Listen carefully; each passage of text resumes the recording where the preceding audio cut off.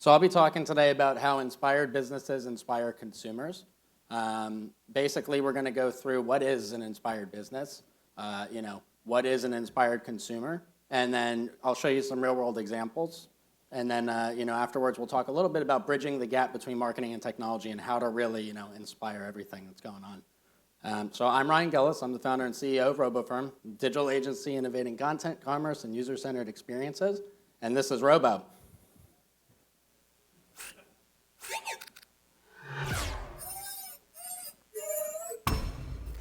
If you didn't want one before, you definitely want one now, right?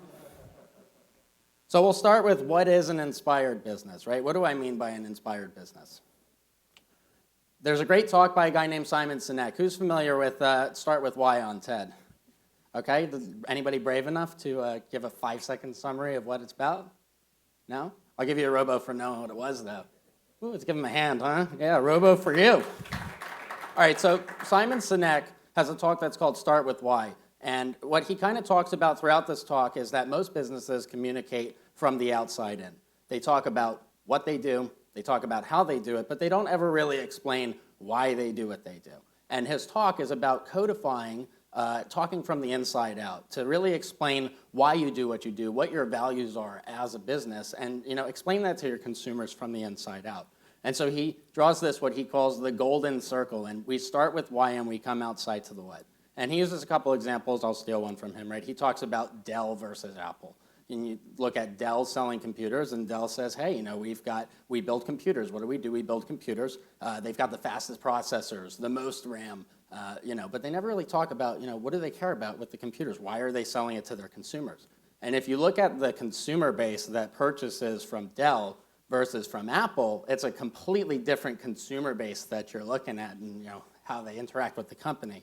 And part of the reason why is because Apple doesn't go out and say, we sell the best computers. What Apple goes out and says is, we think that computers are an extension of the human body. We think that computers help us do our day-to-day lives in a better way, more efficiently. We have the fastest processors and the most RAM. Do you want to buy one? And so Simon Sinek goes through this great talk to codify talking from the inside out. So the talk is great, it's really inspiring, but then there's kind of this question at the end. You feel really good after, okay, great, I start with why. How do you start with why, though? And he doesn't really go into how do you start with why. And so I have a couple steps that you guys could take a look at. And the first one is to identify what why is for your company. And I'll give you an example. I was at a discovery meeting with a client a couple weeks ago. They're a fashion company. They work in the plus-size fashion space. And, in this niche, I guess, in plus-size fashion, on-trend fashion is not easily accessible, because of materials and the manufacturing processes and everything. And so we're sitting down discovery, and I go, why do your customers purchase from you guys versus from other people? And, the owner of the company was like, well, we have, the best quality, we have the best fit, we're on trend, and our price is low. And I was sitting there, I was like, that's kind of how you do stuff. What do? You sell plus-size fashion. How do you do it? We have the best quality, the best fit, the lowest prices. But why do you do it? And so the why, what I kind of talked to him about is, I imagine your why is that you're making women feel beautiful and on trend and, in a fashion space that they couldn't access anywhere else. And that's why they're buying from you versus just the fact that you have, better quality products and stuff like that. And so identifying your purpose actually helps you to attract better customers, because then their marketing team tied in and said, oh yeah, we were looking at how we market to people, and when we do sassy marketing to these girls that really feel beautiful, let's go, buy cocktail dresses for a night out.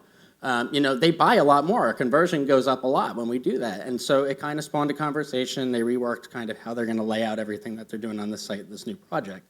But the point is that if you clarify what you're trying to do, it helps you to attract better customers, and it helps those customers to, talk about your brand to other people that they're friends with. You want your customers to kind of help build your brand. The second thing is to identify your strengths. So a lot of people like to identify what they're bad at and then, try and fix the problems rather than really focusing on what they're good at. And in this particular case, they were trying to, fix the problems with their site and make their site faster, make more features for their existing customer base. And we were like, guys, you're really good at attracting the customers to come in and purchase the products from you. What you really want to do is kind of build up your marketing campaign. Stop trying to make things so fast and build up the marketing campaign that you're pushing out this great content for and have more people come in. If everybody was spending $60 and you could optimize everything and get them to spend 65, you have 1,000 customers, but then you could get 1,000 new customers come in instead, and each one of those 1,000 customers spends $60. That's 1,000 times 5 versus 1,000 times 60. It's a big difference. And then the third thing is develop a plan of action, for obstacles that you're going to face. I'll give you an example. Oops, the marketing team put us on slick deals, and technology doesn't know about it, right? Making sure that you have your technology in place and making sure that you have everything in place for obstacles that you will face, because companies, even though you're trying to go on an uptrend, are eventually going to hit downs. And it's about planning for those downs and planning for the obstacles to really make sure that you guys can continue on the uptrend over a long period of time. So those are 3 different ways to start with why, and there's a whole bunch of other ones that you guys could figure out. But the biggest part of this is also that your value proposition is only as strong as your weakest link. So there's a picture here that says, anybody who's not in customer service wouldn't say there's no such thing as a stupid question. If your company is pushing the values, there's no such thing as a stupid question, and your customer service team is joking around, those guys don't know what they're talking about. Customer service people always get stupid questions. There's a problem with how the organization is running. And so making sure that your values are clearly communicated to and through the people that you're working with on a day-to-day will help make sure that you start to build that culture as you're trying to push the values that you have. And this isn't something that you just do once. This is something that has to get built into your processes and something that you need to do on a regular basis as you're running your company. So that's inspired businesses, but then the next question is, what's an inspired customer? I have a little quote there. Yes, that quote is from Winnie the Pooh, and it's not much of a tale, but I'm sort of attached to it. The key here is that you don't have to be the best business in your space to make the most money. You don't need to be the highest profit margins. You need to find the customers that value what you do.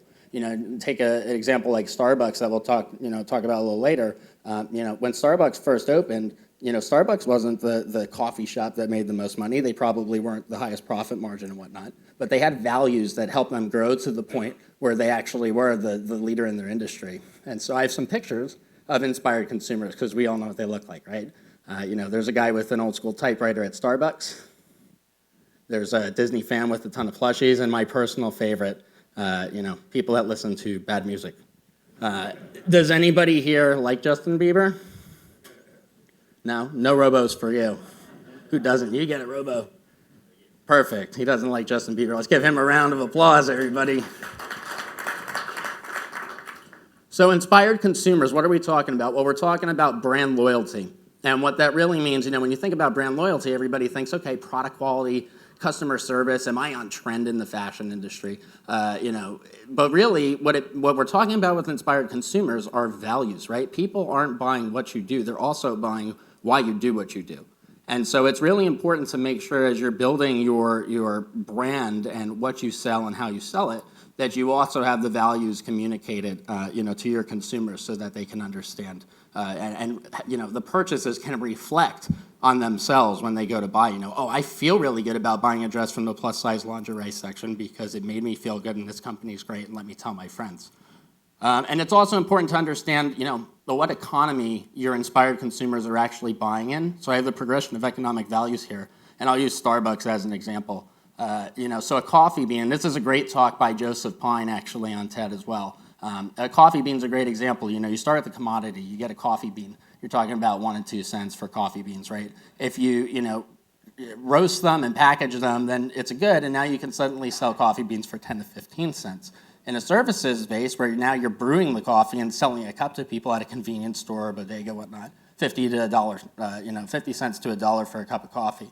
But if you take an experience like Starbucks, you build the ambience, you have the artisanal roast and the economic feedback, the goodwill that they give back into society with, suddenly people are willing to pay $3 to $5 for a cup of coffee. And so understanding that people are looking for authentic experiences when they purchase with you is a big deal because it's going to guide how you start to try and sell your products to people in the market. So now that we kind of covered that, I'll show you guys really quick. So when you're going through and you want to be a brand and communicate your values to your customers, we're all looking for customers to echo our messaging.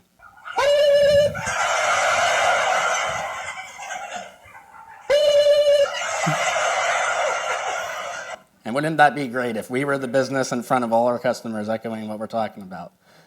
So I'll give you real world examples because everybody talks about the Disneys and the Apples and the Starbucks, but it'd be really nice, right, to see a couple mid-market players, some new players in the space and what they do to inspire. So I'll give you a couple clients that we work with, some ones I think are really inspiring. The first is Hanky Panky, lingerie company based out of New York. They operate a lot in the tri-state area. They sell through to some major retailers. They could have just built an e-commerce store and left it at that. Let me shop the categories, let me filter the products, click through everything, purchase, check out, and that's that. But they took it a step further. They said, hey, what are we really trying to sell? And they've been written about as the lace butter. They sell thongs and lingerie, sleepwear, and they're really trying to have like a comfortable product for women. I don't understand quite, I'm a dude, but like a comfortable thong sounds like a misnomer to me. But so what they did instead is they tried to start building experiences around these products. They're not just selling thongs and underwear and sleepwear. They have thong roses. So now I can come on as a guy and purchase from Hanky Panky and have a real world experience with somebody that's close to me. They also have personalization, so I could put my name on it or my company name, and I could give it to a business partner or employee, and so this is building experiences. And the point is that when you get this product, it's not that I just bought a pair of underwear or whatever sleepwear anymore. Now there's an experience behind it, and guess what? They are pretty damn comfortable, or so I'm told. And so when they do put the pair of underwear on or whatnot, and it is really comfortable, now they have an experience to tie that back to, and Laura can go say, hey, Jim bought me a thong rose and it was really comfortable and you should go shop at a Hanky Panky because it's great. And so here's an example of the mid-market. They didn't invent an iPhone. They didn't do anything crazy. They're just coming up with creative ways to sell their products and personalize it to their user base. A second example, Mana Products. So you guys probably have never heard of this company before, but I guarantee that 5 out of every 10 women in this room are probably wearing makeup that's manufactured by them. Mana Products is one of the biggest manufacturers of women's cosmetics in the country, and they sell through to major B2B businesses as well as their own D2C cosmetics lines. And so that's a pretty great business, right? I've got a whole B2B channel, I've got D2C, I can make my own brands, and I could sell B2B, but really what they said is, hey, we've got these two unique models. I have B2B, I have D2C, there's higher profits that come in from here, but we can have our own branding and like really sell an experience over here. What if I took D2C and I tried to let people start their own makeup brands? Because we branded anyway as Mana Products, and now I can have a D2C channel that's actually B2B, and my D2C customers can start their own makeup brands and purchase average order values of thousands of dollars versus a couple tens of dollars for makeup. And so that's what they did. They have a site called Your Name, and this is actually a B2B site. However, it's meant to be geared to the D2C customers who want to start their own brands. And so this is probably one of my favorite examples because they're thinking outside the box here. They're really taking a couple different markets that they service. They know they can personalize the product, and they created an entire new market where people who might have come on to spend $100 for makeup direct on one of their own brands now can try and start their own and sell it back through to new customers. And at the end of the day, everybody gets the nice quality products that Mana Products makes, and they continue to grow their business. Third one is a company called Loxa Beauty, who's owned by Sally Beauty Holdings. Loxa Beauty sells beauty products. Sally Beauty is actually, I think, the biggest beauty product distributor in the country. And, they sell hair care products, they sell makeup and stuff too, but really they focus on like shampoos, conditioners, the tools that go around it.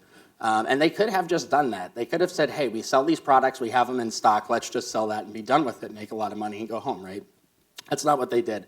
They said, why are we in business? And the answer to that was, we're in business to empower stylists and salons in the community to give better services to the people they service, to really make this an industry where people feel good and get their friends involved and everybody feels better about their lives. Instead of just selling products, they created the ability for stylists and salons to create accounts on this site and to have regular users go on, not just purchase products direct, but they can search for their stylists or salons on the site, and they can shop directly with them. And so this becomes a really powerful tool in two ways. One, for the company, because they have direct localized input from people who are shopping, and two, because they're not just building a brand from the direct consumers that are coming on to shop, they're building a brand from all the stylists and salons who are buying from other Sally Beauty Holdings brands anyway, who now can expand their market to a bunch of products they couldn't keep in-house, and they have, the ability for these localized stylists and salons to upsell the clients that they have anyway on products that they can get on a regular basis. I can add a product on this site, and the use with can be populated by, suggestions from the stylist that I'm shopping with at the time.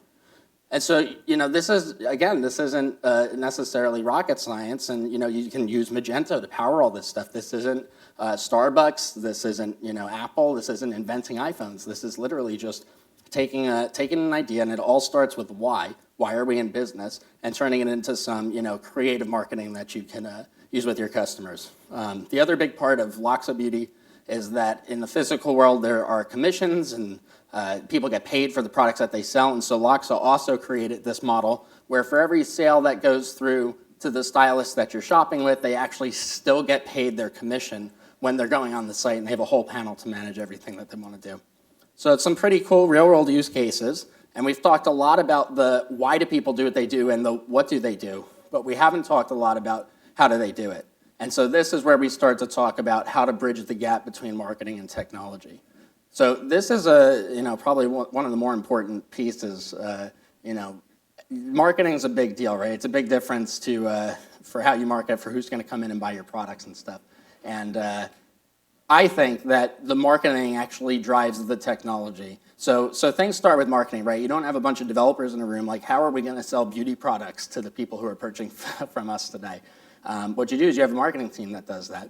And then they have a bunch of ideas. And the problem is what I've seen 9 times out of 10 is that marketing says they want to do something, and then technology is not ready to handle what they want to do. Loxa Beauty was on the talk with Sharon Osbourne, and marketing forgot to tell the technology team that was on next week. And so, they needed to really quickly rush and get the servers up to be able to do stuff like that. So making sure that you're communicating the strategy for marketing, making sure that you understand the day-to-day tactics of how you're going to implement that strategy, and making sure that you have an open line of communication between the marketing and the technology teams is really important to make sure that you can implement these strategies that you have. Another thing is that people think best practices are good. There was one client we had where they thought that the marketing team really needed to be on Internet Explorer 8 and above. That was really important to them because this is my favorite line from companies. Our competitors do it too. And so we said, okay, we took a look at their traffic. Here are the numbers, and notice the top traffic that they have is actually coming from mobile. It's an iPhone, right? And when you're trying to support older browsers like IE8, and then also working with iPhones and mobile and newer browsers, there's limitations to what you can do with the technology. And in this case, with the traffic, you can see there's almost 1 million unique sessions there. It was really going to limit what the iPhone can do. And so, we sat down and we said, look, best practice, yes, we want to support every browser we can, but let's take a look at the statistics, the data, and what actually happens. And out of the 7% of traffic that was coming from IE, you can see that, 12% of that traffic, about 8,000 out of 65,000 people that were coming on, were actually coming from below IE11. And so we made the case, hey, look, you really don't want to support below IE11. It doesn't matter for you because you're going to limit who's going to come on and buy from the iPhone. And you really don't care that much about who's coming from the Internet Explorer stuff anyway. And by the way, I cut it off, but Internet Explorer 8, the number of conversions they had on that browser, 0. So statistics are better than best practices. And to be able to get to the statistics, you need to make sure that your organization is set up so that you can work together with, it's not just the CIO and the CMO, but the departments underneath of them, and even specific roles that might need to be created at your companies to make sure those lines of communication are open and that you're actually planning the marketing and technology together. Chief marketing technologist, even in the sales process, you can have sales engineers who can speak to the technology while you're trying to sell. And so, it's really important to make sure that you bridge the gap between those two teams, communicate your values, and, what I think is that if you can find a way in your own company to, bridge the gap between kind of the art of marketing and the science of technology, that you might just be able to disrupt the industry that you're in today. Thank you.